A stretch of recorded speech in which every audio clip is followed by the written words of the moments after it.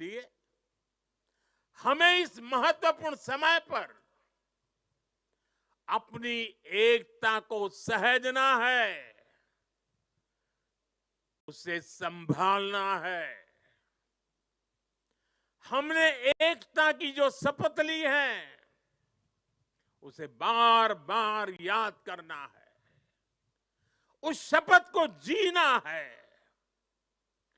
जरूरत पड़े तो उस शपथ के लिए जूझना है। हर पल इस शपथ की भाव को अपने जोम से भरते रहना है। साथियों, भारत के बढ़ते सामर्थ्य से, भारत में बढ़ते एकता के भाव से कुछ ताकतें, कुछ विकृत विचार, कुछ विकृत मानसिकता है, कुछ ऐसी ताकतें बहुत परेशान है। भारत के भीतर और भारत के बाहर भी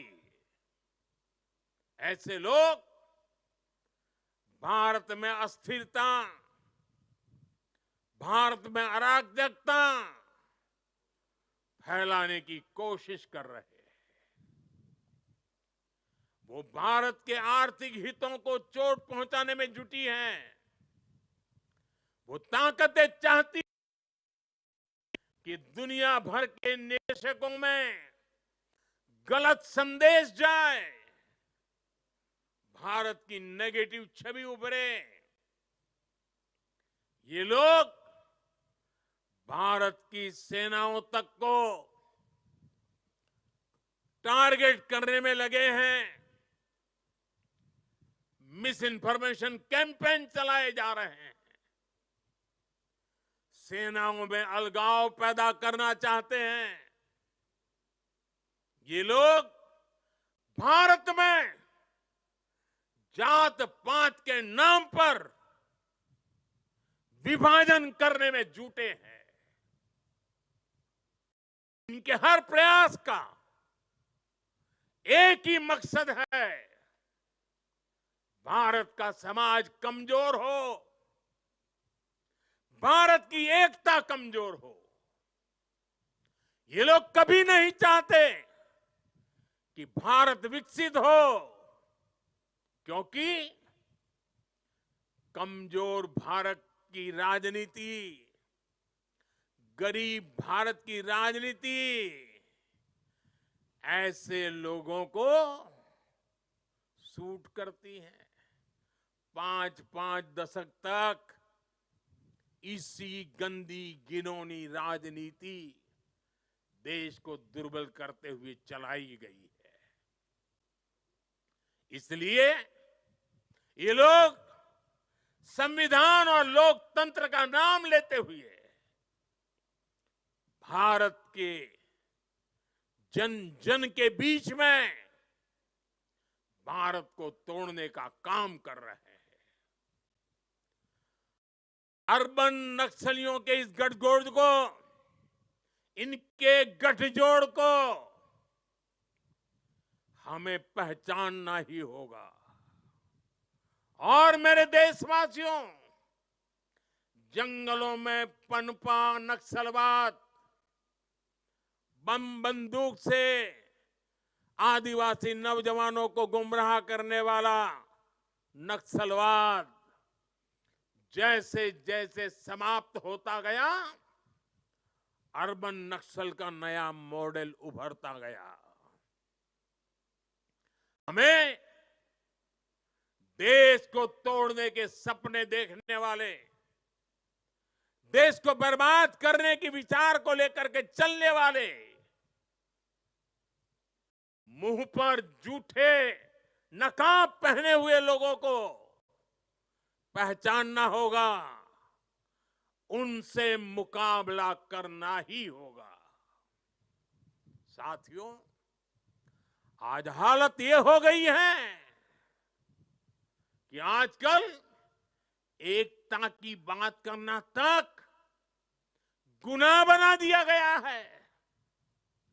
एक समय था जब हम बड़े गर्व के साथ स्कूल, कॉलेज में, घर में, बाहर सहज रूप से एकता के गीत गाते थे।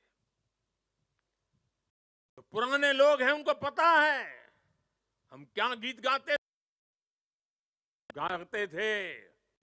हिंद देश के निवासी सभी जन एक है, हिंद देश के निवासी सभी जन एक है, रंग रूप वेश भाषा चाहे अनेक है। ये गीत गाए जाते थे। आज की तारीख में कोई ये गीत गाएगा तो उसको अरबन नक्सलों की जमात गालियां देने का मौका पकड़े लेगी। और आज कोई अगर कह दे कि एक है तो सेफ है,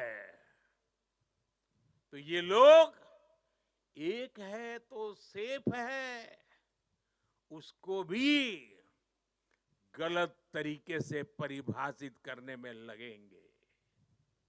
जो लोग देश को तोड़ना चाहते हैं, जो लोग समाज को बांटना चाहते हैं, उन्हें देश की एकता अखर रही है।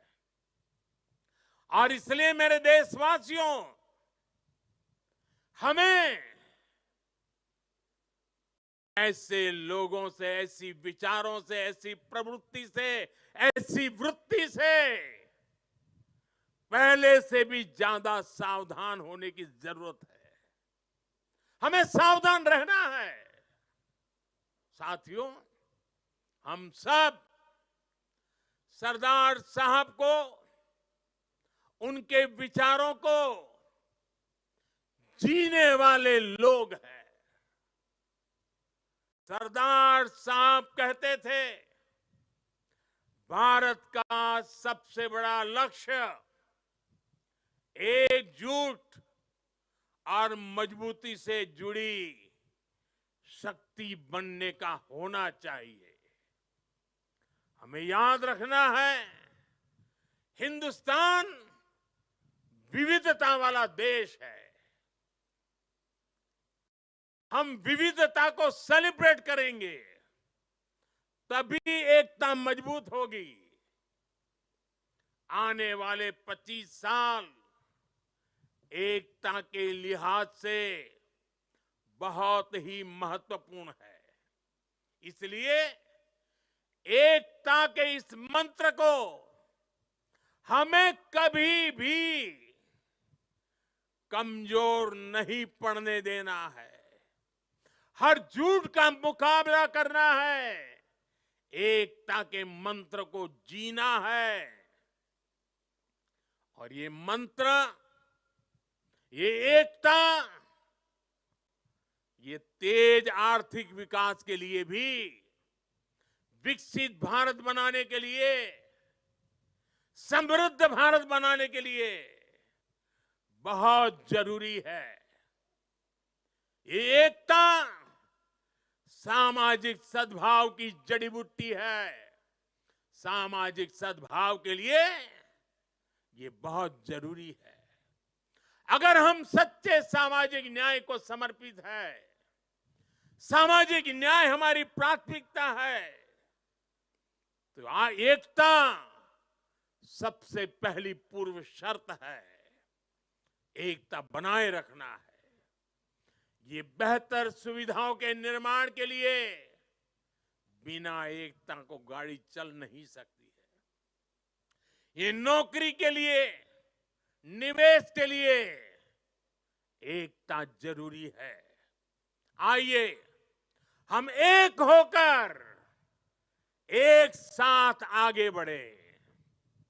एक बार फिर आप सभी को राष्ट्रीय एकता दिवस पर मेरी ढेर सारी शुभकामनाएं। मैं कहूंगा, सरदार साहब, आप सब बोलिए, अमर रहे, अमर रहे। सरदार साहब, सरदार पटेल, सरदार पटेल, सरदार पटेल,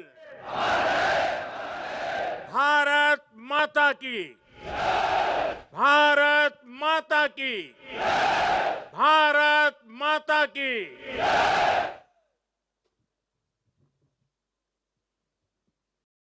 बहुत बहुत धन्यवाद माननीय प्रधानमंत्री जी आपका। राष्ट्रीय